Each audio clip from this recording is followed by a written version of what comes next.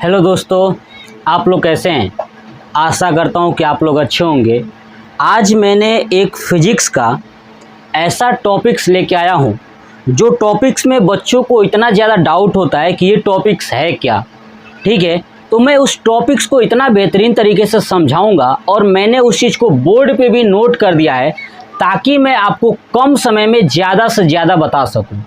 और वो टॉपिक ये है कि एसी और डीसी करंट में डिफरेंट क्या है ना। यानी what is the difference between AC and DC current, है ना, कि एसी और डीसी में अंतर क्या होता है। ठीक है, हम लोग ये भी जानेंगे कि क्या हमारे घर में जो लाइट आती है वो एसी होता है, ठीक है, डीसी होता है। एसी लाइट कैसी होती है, डीसी लाइट कैसी होती है, एसी को किससे मापते हैं, डीसी को किससे मापते हैं, एसी कैसे गति करती है और डीसी कैसी गति करती है, पूरा डिटेल्स के साथ मैं आपको समझाने वाला हूं। चलिए, बोर्ड पे मैंने जो चीज़ें नोट किया है ना उसी के थ्रू आपको समझाता हूं। देखिए, सबसे पहला एसी को बोलते हैं अल्टरनेटिव करंट। क्या बोलते हैं? अल्टरनेटिव करंट, है ना। अल्टरनेटिव करंट को हिंदी में बोलते हैं प्रत्यावर्ती धारा। क्या बोलते हैं? प्रत्यावर्ती धारा। याद रखिएगा, अल्टरनेटिव करंट को बोलते हैं प्रत्यावर्ती धारा। और डायरेक्ट करंट, डीसी करंट को बोलते हैं डायरेक्ट करंट, है ना। डीसी को बोलते हैं डायरेक्ट करंट। डायरेक्ट का मतलब होता है दिष्ट धारा। क्या होता है? याद रखिएगा, दिष्ट धारा। ये पॉइंट्स आप याद रख लीजिए हमेशा के लिए। क्या होता है? दिष्ट धारा। यानी एसी मतलब अल्टरनेटिव करंट यानी प्रत्यावर्ती धारा, ठीक है। और डायरेक्ट करंट मतलब होता है डिस्ट धारा। देखिए, नाम लिखा है अल्टरनेटिव करंट यानी एसी। ये अल्टरनेट होके चलती है, मतलब कि एक दिशा के बाद जो है कि इसके जैसे up down up down up down करते हुए ये चलती है, इसलिए इसको बोलते हैं अल्टरनेटिव यानी प्रत्यावर्ती। यानी हमेशा इसका आवर्त जो है ना कि चेंज होता रहता है, उसे बोलते प्रत्यावर्ती। ठीक है, यानी अल्टरनेटिव करंट। और जो दूसरा होता है डायरेक्ट करंट, नाम लिखा है डायरेक्ट, मतलब इसमें कोई भी आवर्ती नहीं होता है, कोई भी परिवर्तन नहीं होता है, डायरेक्ट चली जाती है, इसलिए इसको बोलते हैं डायरेक्ट करंट यानी डीसी। आ गया समझ में? चलिए देखिए, जो अल्टरनेटिव करंट का पिक्चर होता है ना, वो ये वाला पिक्चर देखिए, आपको दिख रहा है कि अपर साइड में गया हुआ है, फिर lower upper lower upper lower, ऐसे ही करते हुए बढ़ती जाती है। मतलब कि ये अपर लोअर का मतलब क्या है? फ्रीक्वेंसी यानी आवृत्ति। क्या होता है? आवृत्ति। मतलब आवृत्ति का मतलब क्या होता है? कोई वस्तु अगर हिलती है ना ऐसे करके तो आवृत्ति बोलते हैं। इसको क्या बोलते हैं? आवृत्ति बोलते हैं। एक सेकंड में, है ना, एक सेकंड में जितनी कंपन करती है वही क्या है? आवृत्ति है। तो मतलब ये घूम रही है अगर ऐसे ऐसे करके तो आवृत्ति है। मतलब ये अपने डायरेक्शन से अप डाउन कर रहा है, ये आवृत्ति होता है। तो जो अल्टरनेटिव करंट होता है ना, प्रत्यावर्ती, देखिए नाम लिखा है प्रत्यावर्ती। वर्ती का मतलब आवर्त, है ना। तो ये घूमता रहता है, ये अपने जगह से हटता रहता है, मूवमेंट करता रहता है। तो अल्टरनेटिव करंट की डायरेक्शन जो है कि ये वाली होती है, चलने की दिशा ऐसे होती है। ठीक है, लेकिन जो डायरेक्ट करंट होता है ना, उसमें कोई प्रत्यावर्ती टाइप का नहीं होता है, आवर्त कोई नहीं होता, और डायरेक्ट सीधे जाती है। देखिए, सीधे मैंने पिक्चर बनाया, यहाँ पे देख लीजिए, ये वाला पिक्चर, ये डायरेक्ट चली जाती है, इसमें कोई भी अल्टरनेटिव की तरह अप डाउन नहीं होता है। क्लियर? अब देखिए, जो अल्टरनेटिव करंट है, इसका जो आवृत्ति है ना, एक सेकंड में 50 आवृत्ति है। कितना है? 50। यानी एक सेकंड में अप डाउन 50 बार करता है। कितनी बार? 50 बार। इसीलिए आवृत्ति को 50 हर्ट्ज बोलते हैं। ठीक है, हर्ट्ज मतलब आवृत्ति, है ना। आवृत्ति का मात्रक है हर्ट्ज। हर्ट्ज वैज्ञानिक ने बताया था। क्लियर? तो देखिए, अब आपसे पूछा जाए कि जो अल्टरनेटिव करंट होता है, एसी होता है, उसकी कितनी हर्ट्ज होती है, कितनी आवृत्ति होती है, तो बताइएगा। 50। कितनी? 50, है ना। तो 50 आवृत्ति होती है, मतलब एक सेकंड में 50 बार अप डाउन कर लेता है। आ समझ में ना। लेकिन इसी की बात करूं डिस्ट धारा यानी डायरेक्ट करंट की, ये 0 हर्ट्ज होता है, ये अप डाउन करता ही नहीं है, वो डायरेक्ट चला जाता है। क्लियर? तो ध्यान रखिए, ये क्या है? 0 हर्ट्ज मैंने लिखा हुआ है। तो आपसे पूछे कि बताइए एसी करंट जो है कि एक सेकंड में कितनी बार अप डाउन करती है, तो 50 बार, जिसे 50 हर्ट्ज कहते हैं। डीसी करंट कितनी बार करती है, तो 0 बार वो करती ही नहीं है, डायरेक्ट निकल जाती है। अब आप सोचिए, जब ये डायरेक्ट निकल रही है, ये अप डाउन कर रही है, तो सबसे ज़्यादा खतरनाक कौन है? सबसे ज़्यादा खतरनाक कौन है? तो देखिए, एक बात बताइए, आप सोच के देखिएगा।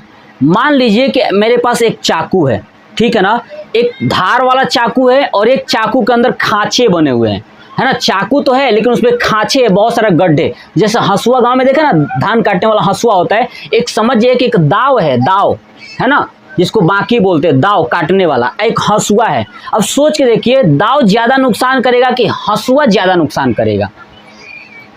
आप सोचिए, अगर मैं दाव से आपको मारूं और हंसुआ से मारूं, उसके बाद खींच दूं, तो आपको लगता है ना कि दाव से अगर तेज लग गया तो आपके हाथ कट सकता है, लेकिन हंसुआ से जो है कि कम भी लगेगा ना तो खींच देगा।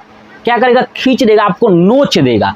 बस जैसे ये हंसुआ की तरह चलता है ना, हंसुआ की जो दांतें होती है अप डाउन, ऐसे ये चलता है अल्टरनेटिव। तो देखिए ना, ये सबसे ज़्यादा खतरनाक तो नहीं है, लेकिन ये तुरंत अटैक करता है। लेकिन सबसे ज़्यादा खतरनाक डायरेक्ट करंट होता है। अगर ये तेज लग गया आपको तो आपकी जान ले सकता है। लेकिन ये डायरेक्ट करंट नुकसान नहीं करती है जल्दी, लेकिन अगर किसी को लग गया डायरेक्ट करंट ना, उसका बचना मतलब कि न के बराबर हो जाएगा, ठीक है। और अल्टरनेटिव करंट अगर आपको लग जाए तो आपके बचने का चांस जो है ना, मतलब बचने का चांस का मतलब, आपको अगर अल्टरनेटिव करंट पकड़ लिया तो आप कुछ समय तक बच सकते हो या आपको बचाया जा सकता है। लेकिन अगर डायरेक्ट करंट आपको अटैक कर दिया ना, तो ये आपकी जान ले सकती है तुरंत, लेकिन ये अटैक जल्दी नहीं करता है। तो आपसे पूछा जाए कि दोनों में, एसी और डीसी में सबसे ज़्यादा खतरनाक कौन है, तो देखिए, खतरनाक की बात करूं तो डीसी है, क्योंकि ये आपकी डेथ करा सकती है। लेकिन जो अल्टरनेटिव करंट है ना, वो उसकी आवृत्ति बार बार अप डाउन, तो आप जैसे अल्टरनेटिव करंट को टच करोगे ना, तो आपके शरीर के अंदर वाइब्रेशन होगा। वाइब्रेशन क्यों होगा? क्योंकि लाइट जब जाएगी तो आपकी बॉडी अप नहीं जाएगी, डाउन, अप डाउन, आपके शरीर में वाइब्रेट होने लगता है। फिल्मों में आपने देखा ही होगा, ठीक है। लेकिन डायरेक्ट करंट में वाइब्रेट होने का चांस ही नहीं बचेगा, आपको सीधे खत्म। आगे समझ में? तो खतरनाक ये है, लेकिन इसका जल्दी मानव के ऊपर जल्दी होता नहीं है इसका असर। लेकिन सबसे ज़्यादा असर किसका होता है? ये, ठीक है। तो मानव जीवन के लिए अल्टरनेटिव करंट नुकसानदायक है, यानी सबसे ज़्यादा हानिकारक है। ऐसे डायरेक्ट करंट हानिकारक होता है, जो कि हमें नुकसान नहीं पहुंचाता है। तो आपको समझ में आएगा, अल्टरनेटिव करंट जो है कि 1 सेकेंड में 50 बार अप डाउन करती है, और जो डायरेक्ट करंट होता है वो 0 बार वो नहीं करता है। क्लियर? चलिए, अब आप सुनिए, ये अगर आप देखोगे कि यहाँ से चला, मतलब आपको दिखाता हूँ, देखिए, अगर आप देखोगे कि यहाँ से अगर ये स्टार्ट हो रहा है तो अप गया, दिख रहा है, तो आधा चक्कर, कितना? आधा चक्कर। अगर नीचे से ये पूरा आ गया तो ये 1 चक्कर हो जाएगा। अगर इन दोनों को मिला दोगे, आधा ये, तो पूरा 1 चक्र हो जाएगा। कितना हो जाएगा? 1 चक्र। अब 1 चक्र में ना, जब ये 1 चक्र करता है तो इसका औसत मान 0 होता है। क्या होता है? 0 होता है। मतलब आप जहां से चले थे वहीं पे आ गए तो आपका मान कितना? 0, 0 हो गया ना। तो 1 चक्र में औसत मान कितना होता है अल्टरनेटिव करंट का? 0 होता है। लेकिन आपसे पूछा जाए कि बताइए डायरेक्ट करंट में, ठीक है, 1 चक्र में कितना होता है? देखिए, 1 चक्र होता ही नहीं है, तो जो शुरू में मान था वही मान अंतिम तक होगा। लॉजिक, मतलब इसमें तो कोई आवृत्ति हो ही नहीं रही है, कोई चक्र बन ही नहीं रहा है, ये तो डायरेक्ट जा रहा है। तो उसका प्रारंभिक मान और अंतिम मान दोनों बराबर होगा, यानी औसत मान मूल मान के बराबर होता है। क्लियर? चलिए, अब समझते हैं कि एसी करंट को मेजरमेंट कैसे करते हैं। देखिए, एसी करंट को मापने के लिए अमीटर का प्रयोग किया जाता है और गैल्वेनोमीटर। अमीटर का प्रयोग जो है कि बड़े एसी करंट को मापने के लिए, और थोड़ा सा छोटे के लिए गैल्वेनोमीटर का प्रयोग किया जाता है। तो एसी करंट का मापन जो है कि अमीटर से करते हैं, और अमीटर के साथ साथ एक और इंस्ट्रूमेंट आता है, रेड हॉट वायर, इससे हम करते हैं। ऐसे ही बात करूं कि डीसी करंट को किससे मेजरमेंट करते हैं, तो डीसी को अमीटर से और रेड हॉट वायर दोनों से भी कर सकते हैं। मतलब एसी और डीसी दोनों का मेजरमेंट जो है कि हम रेड हॉट वायर से कर सकते हैं और अमीटर से कर सकते हैं। रेड हॉट वायर का मतलब लाल तप्त तार है ना, लाल तप्त तार होता है, उससे हम मेजरमेंट कर सकते हैं कि इसमें विद्युत धारा कितना प्रवाहित हो रहा है। ऐसे ही आता है कि देखिए अल्टरनेटिव करंट तीसरा, एसी को स्टोर नहीं कर सकते, मतलब अल्टरनेटिव करंट को आप चाहो कि स्टोर करके रख लें तो रख नहीं सकते हैं, है ना। आप ध्यान रखिएगा, एसी करंट को हम स्टोर करके नहीं रख सकते हैं, मतलब चाहो कि उसको रोक के रख लूं तो नहीं हो सकता है। लेकिन अगर यही बात करूं डायरेक्ट करंट को हम स्टोर करके रख सकते हैं, ठीक है। डायरेक्ट करंट को क्या करके रख सकते हैं, स्टोर करके रख सकते हैं। आपने देखा होगा हम लोग जो बैटरी होता है ना, बैटरी के अंदर डायरेक्ट करंट को स्टोर करके रख लेते हैं।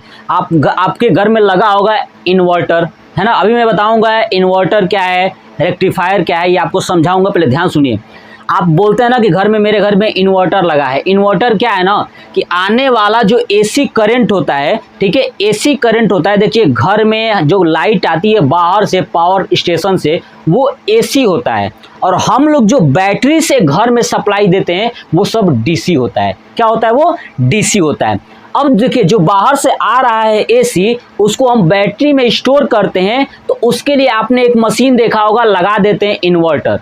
जबकि अभी मैं आपको समझाऊंगा कि इन्वर्टर क्या है। ध्यान सुनिए, इन्वर्टर लगाते हैं, लोग बोलते हैं कि इन्वर्टर है, मैं समझाऊंगा कि इन्वर्टर है कि नहीं है। देखिए तो इन्वर्टर लगा देते हैं। इन्वर्टर का काम क्या होता है ना कि जो डीसी है ना, डीसी को एसी में बदलना। ध्यान सुनिए, इन्वर्टर का काम है डीसी को एसी में बदलना। तो जो हम लोग घर में इन्वर्टर लगाते हैं ना, उसके अंदर दो इंस्ट्रूमेंट लगा होता है, एक इन्वर्टर, एक रेक्टिफायर। क्या लगा होता है, इन्वर्टर और रेक्टिफायर। तो मैं आपको बता दूं कि जो इन्वर्टर और रेक्टिफायर होता है, देखिए उसके अंदर जो रेक्टिफायर होता है वो क्या काम करता है, इन्वर्टर होता है वो क्या काम करता है। ध्यान सुनिए, जो पोल से आता है लाइट पावर स्टेशन से, वो एसी होता है। अब मैंने बताया एसी को हम स्टोर किस में करेंगे, डीसी के रूप में कर सकते हैं, ठीक है। बैटरी जो है अपने अंदर किसके रूप में, डीसी के रूप में स्टोर करेगी। तो जो एसी करंट आ रहा है उसको डीसी में बदलने के लिए एक इंस्ट्रूमेंट यूज किया जाता है जिसको बोलते हैं रेक्टिफायर। क्या बोलते हैं, रेक्टिफायर। तो जो हम एसी आता है उसको बैटरी में स्टोर करने के लिए डीसी में कन्वर्ट करना पड़ता है, तो एक इंस्ट्रूमेंट लगा होता है रेक्टिफायर, वो एसी को डीसी में बदल देता है। तो आप याद रखिएगा कि एसी को डीसी में बदलने के लिए क्या प्रयोग किया जाता है, रेक्टिफायर। और जो इन्वर्टर होता है ना, वो डीसी को एसी में बदल देता है। किसमें, डीसी को एसी में। तो जब हम घर में अपने बैटरी में ऊर्जा स्टोर करते हैं डीसी के रूप में, लेकिन जब घर में फिर सप्लाई देते हैं, वो इन्वर्टर कन्वर्ट कर देता है डीसी को फिर एसी में, जिसके कारण घर में लगे हुए उपकरण जलने लगते हैं या पंखा चलने लगता है। समझ में आ गया ना। हम स्टोर कर सकते हैं डीसी को, ठीक है, लेकिन प्रयोग में सबसे बेस्ट है एसी। क्लियर, समझ में आ गया ना। चलिए नेक्स्ट, एसी को दूर तक भेजने में ऊर्जा कम लगता है। देखिए अगर हमारे पास एसी करंट है तो एसी करंट को ज़्यादा दूर तक भेजना बहुत आसान है, खर्च भी कम आता है और उसको ले जाने में ऊर्जा भी कम लगती है। एसी करंट को एक स्थान से दूसरे स्थान तक ले जाने में खर्च कम आता है, ऊर्जा कम लगती है और आसानी से पहुंचा सकते हैं। लेकिन डीसी करंट में बड़ी दिक्कत होता है, ऊर्जा अधिक खर्च हो जाता है ना, और एक स्थान से दूसरे स्थान तक ले जाने में बड़ी दिक्कत होता है, ठीक है। लेकिन जो एसी करंट है, एसी करंट को अगर एक स्थान से दूसरे स्थान तक ले जाना हो तो आप बीच बीच में ट्रांसफार्मर लगा के आप बढ़ा सकते हो, दूर तक ले जा सकते हो। जैसे देखिए पावर स्टेशन से जब लाइट आती है तो आता है पहले ट्रांसफार्मर के पास, आता है ना, फिर ट्रांसफार्मर क्या करता है, लाइट को फिर से गांव के लिए यानी घरों के लिए कन्वर्ट करके भेज देता है। तो वो एसी में ही हो सकता है, मतलब एसी करंट के लिए ही ट्रांसफार्मर लगाया जा सकता है, डीसी करंट के लिए ट्रांसफार्मर का प्रयोग नहीं करते हैं। मतलब आपके मोबाइल हो गया या कोई भी इंस्ट्रूमेंट आप खरीदते हो ना, तो उसके अंदर ट्रांसफार्मर होता है। वो ट्रांसफार्मर का काम यही है कि अगर लाइट ज़्यादा है तो उसको कम कर देगा, अगर कम है तो ज़्यादा कर देगा। मतलब ट्रांसफार्मर का काम यही है कि विद्युत धारा को बढ़ा देना या घटा देना। आ रहा समझ में ना। तो ये क्या करता है, ट्रांसफार्मर, और ट्रांसफार्मर सिर्फ एसी में लगा होता है, डीसी में ट्रांसफार्मर नहीं लगाते हैं। क्लियर। और मैंने बता दिया कि एक स्थान से दूसरे स्थान तक ले जाने के लिए एसी सबसे आसान है, लेकिन डीसी नहीं ले जा सकते हैं। क्लियर। ज्यादा दूर नहीं ले जा पाएंगे डीसी को, क्योंकि डीसी में ट्रांसफार्मर नहीं होता है। क्लियर। नेक्स्ट, एसी के साथ ट्रांसफार्मर, मैंने अभी समझा दिया कि एसी के साथ ट्रांसफार्मर लगता है, डीसी के साथ नहीं लगता है। नेक्स्ट, एसी को डीसी में बदलने के लिए रेक्टिफायर, मैंने बताया था ना, एसी को डीसी में बदलने के लिए रेक्टिफायर का प्रयोग होता है, और डीसी को एसी में बदलने के लिए इन्वर्टर का प्रयोग होता है। क्लियर। नेक्स्ट देखिए, परिमाण एवं दिशा के साथ बदलता है। देखिए जो एसी होता है ना, उसका परिमाण जो है ना कि दिशा के साथ बदलता रहता है। मान लीजिए कि परिमाण और दिशा, आप समझ रहे हो कि परिमाण का मतलब होता है मान, दिशा के साथ बदलता रहता है, लेकिन जो डीसी होता है ना वो नहीं बदलता है। ठीक है, ये नहीं बदलता है। डीसी क्या होता है, नहीं बदलता है। क्लियर। तो ये आपको समझ में आ चुका हो कि एसी और डीसी में क्या डिफरेंट है। मैंने आपको कोशिश किया कि बहुत ही आसानी से समझाऊं। ठीक है, तो आप सोचिए, अब मैं आपसे प्रश्न पूछता हूं, एसी और डीसी में सबसे ज्यादा खतरनाक कौन है, तो आपका आंसर डीसी होगा। क्लियर। लेकिन ये कहा जाए कि मानव के लिए, मानव जब प्रयोग करता है तो उस टाइम कौन खतरनाक होता है, तो आपका एसी होता है। ठीक है, डीसी जो है कि इंसान को जल्दी नुकसान नहीं पहुंचाता है, लेकिन अगर नुकसान पहुंचाएगा तो डायरेक्ट आपको आपकी डेथ करा सकता है। और एसी जो है कि लाइट क्या करती है, कभी अप डाउन फ्रीक्वेंसी में होता है, तो आप टच करोगे तो आपकी शरीर वाइब्रेट होने लगेगा। किसने, एसी करंट से। और इसमें वाइब्रेशन का कोई चांस नहीं रहेगा, सीधे डेथ।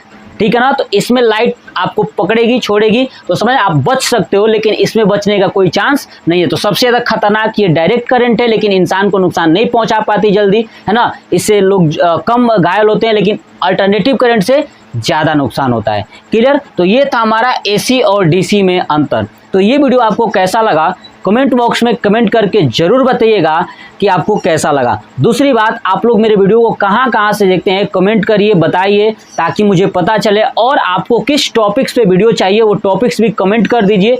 मैं उस टॉपिक्स पे वीडियो बनाने की कोशिश करूंगा और आपके सामने बेहतरीन तरीके से रखने की कोशिश करूंगा। तो जय हिंद, जय भारत, वंदे मातरम।